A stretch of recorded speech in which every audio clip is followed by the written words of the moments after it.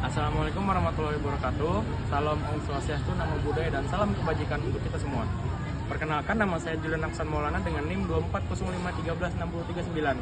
Saya dari Universitas Munawarman, Fakultas Keguruan dan Ilmu Pendidikan, jurusan Pendidikan Masyarakat.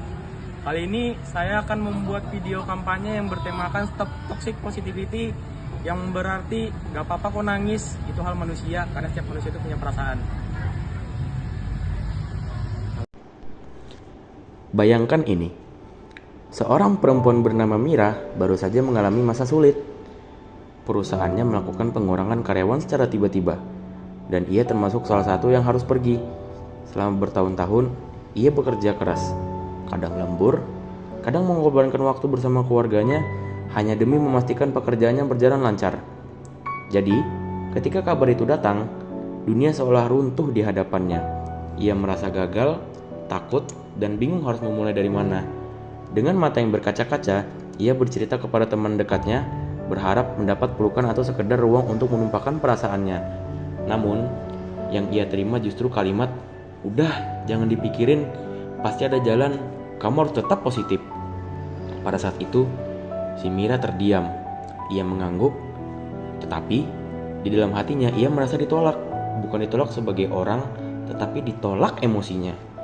Seolah-olah kesedihannya tidak diizinkan untuk muncul di dunia ini. Ia pulang dengan perasaan yang lebih buruk daripada sebelumnya. Bukan hanya sedih karena kehilangan pekerjaannya, tetapi juga merasa bersalah karena masih merasa sedih. Inilah salah satu contoh bagaimana toxic positivity berjalan. Sebuah tekanan halus yang mendorong seseorang untuk menutup emosinya, tidak menyenangkan demi menampilkan kebahagiaan atau optimisme. Meskipun hatinya sedang remuk, toxic positivity seringkali muncul dengan niat baik. Orang ingin menyemangati, ingin terlihat positif, atau tidak ingin suasana menjadi berat. Namun, niat baik tidak selalu berakhir dengan dampak yang baik.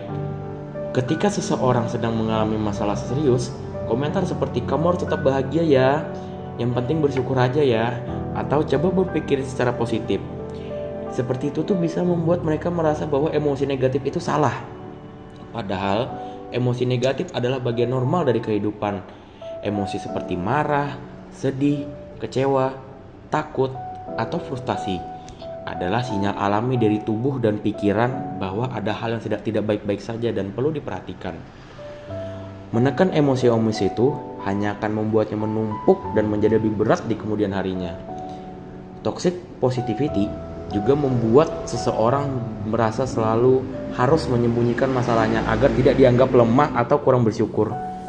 Bayangkan, seseorang yang berjuang dengan kesehatan mental, tetapi ia tetap memaksakan senyum setiap hari karena takut dianggap terlalu dramatis jika mengungkapkan apa yang sebenarnya ia rasakan.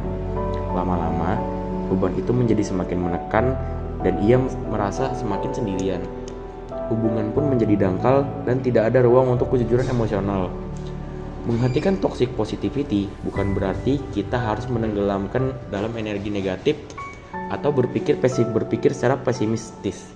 Justru sebaliknya, ini menciptakan ruang sehat untuk semua jenis emosi dan membiarkan diri kita serta orang lain merasakan apa yang memang perlu dirasakan dalam diri kita. Ketika seseorang merasa sedih, memberikan ruang untuk menangis atau bercerita adalah bentuk dukungan yang jauh lebih bermakna dibanding memaksa mereka untuk segera cepat bahagia. Menghentikan toxic positivity berarti belajar berkata, "Wajar kok kamu merasa begitu, karena memang nyatanya berat. Aku ada di sini kok untuk buat kamu mendengarkan ceritamu. Perasaanmu itu wajar kok, kamu boleh marah atau sedih.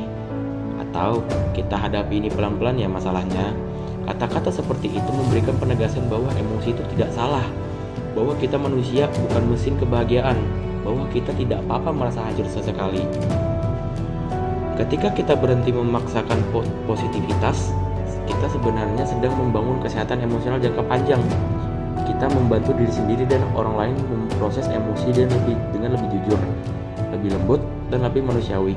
Kita menciptakan hubungan yang lebih dalam karena ada ruang untuk menjadi lebih rentan dan didengar. Dan perlahan, ketika belajar bahwa menghadapi kenyataan apa adanya, baik senang maupun sedih, adalah bagian yang penting dari kedewasaan emosional. Pada akhirnya, stop toxic positivity adalah bukan tentang menolak hal-hal positif, Ini tentang menerima kenyataan bahwa hidup itu memiliki dua sisi, terang dan gelap, senyum dan air mata, harapan dan rasa sakit. Ketika kita memberi ruang untuk semuanya, kita tumbuh sebagai manusia yang lebih utuh, empatik, dan lebih kuat.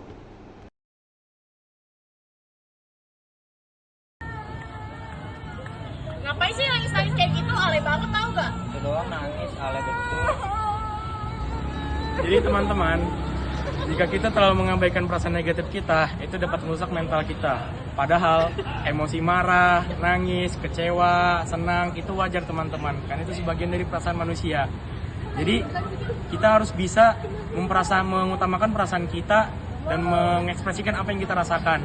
Saya, Julian Aksan Maulana, sekian materi dari saya tentang toxic positivity.